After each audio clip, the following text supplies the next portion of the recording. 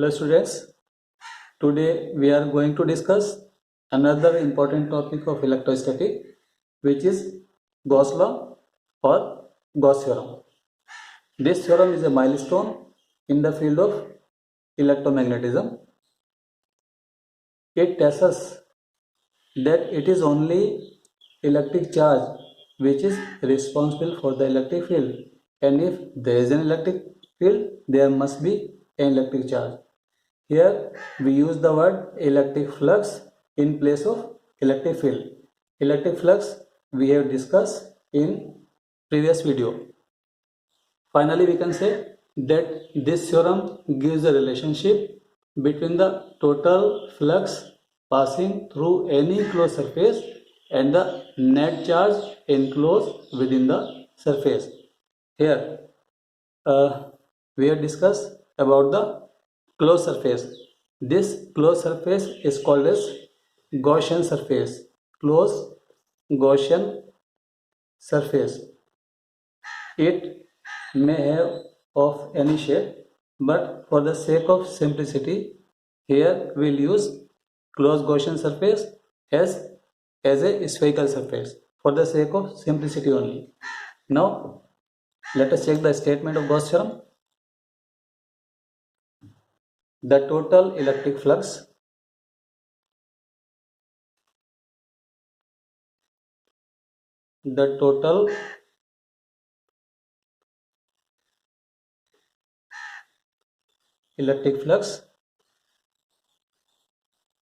through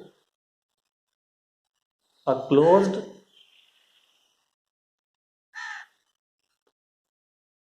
surface is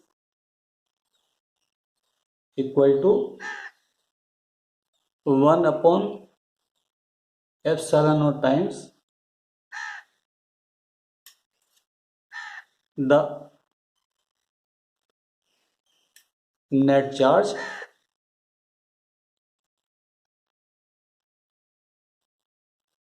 enclosed by the surface. The total electric flux phi through a closed surface is equal to 1 upon epsilon naught times the net charge enclosed by the surface. Mathematically, we can write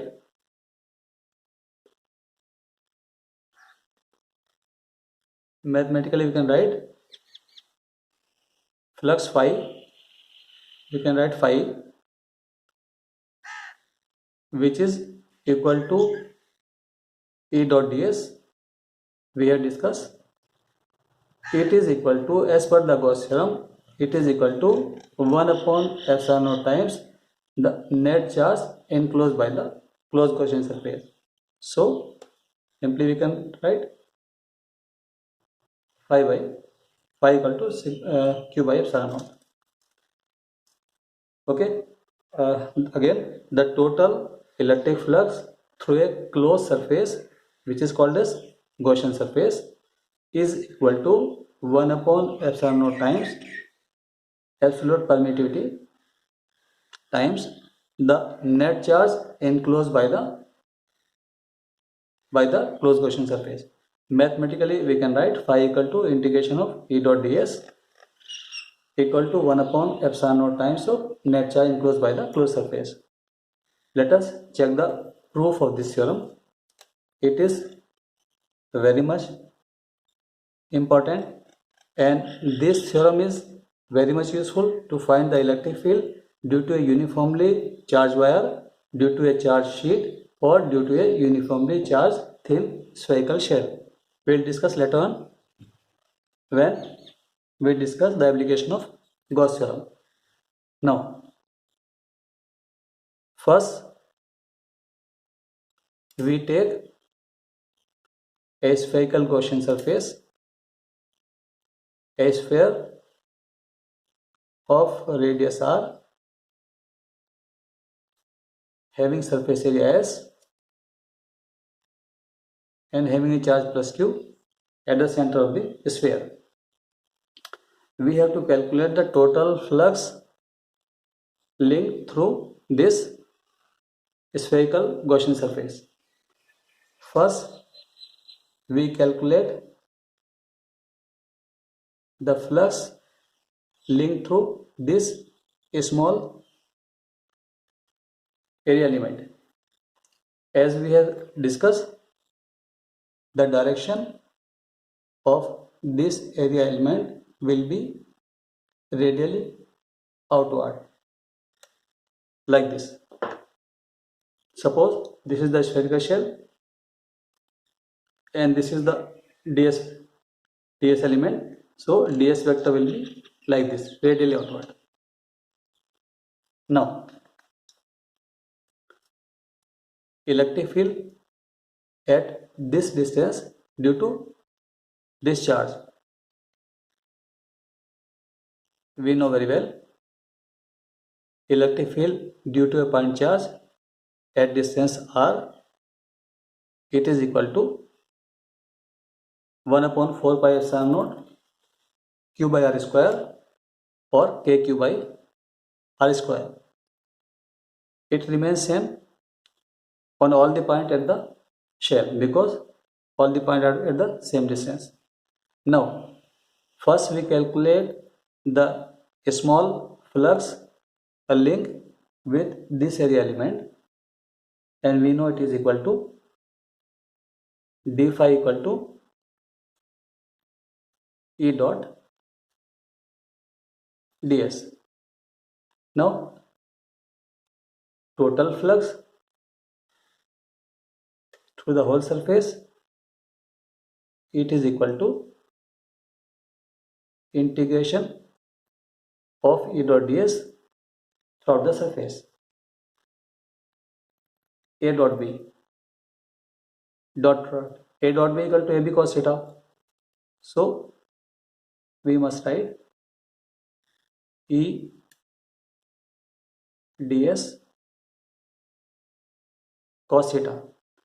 Here theta is the angle between the direction of electric field and ds vector.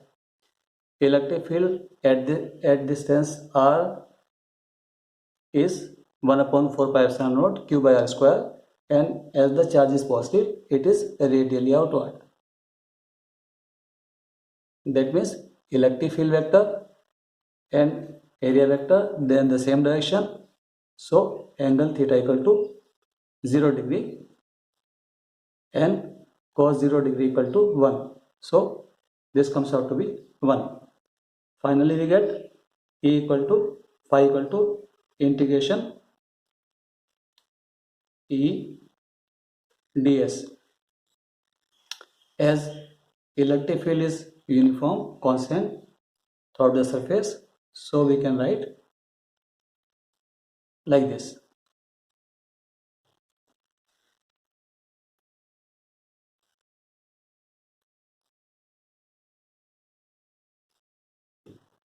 Next one, so phi equal to E, and this comes out to be total surface area S. E was 1 upon 4 pi epsilon naught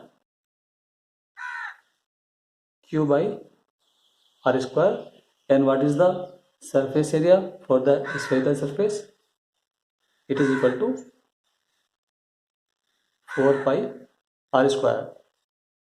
Now, after cancellation, we have q equal to phi equal to q by epsilon naught.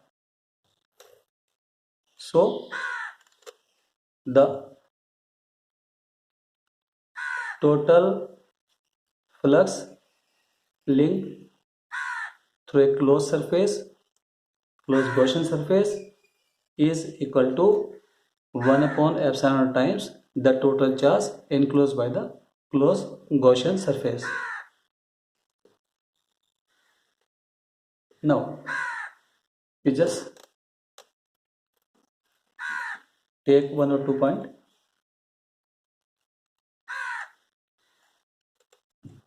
As phi equal to q by epsilon naught. Case number 1. If Gaussian surface does not contain any charge, then no flux link is there. Number 2. If the Gaussian surface contains a number of charges,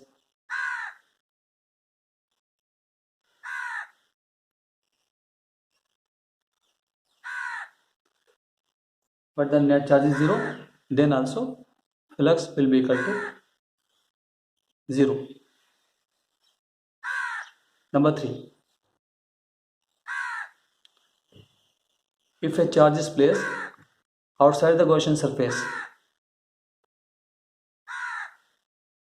there is no effect of this charge on the flux through this surface. That's all for the Gauss theorem. We'll see you again in the new topic. Up till then, all the best.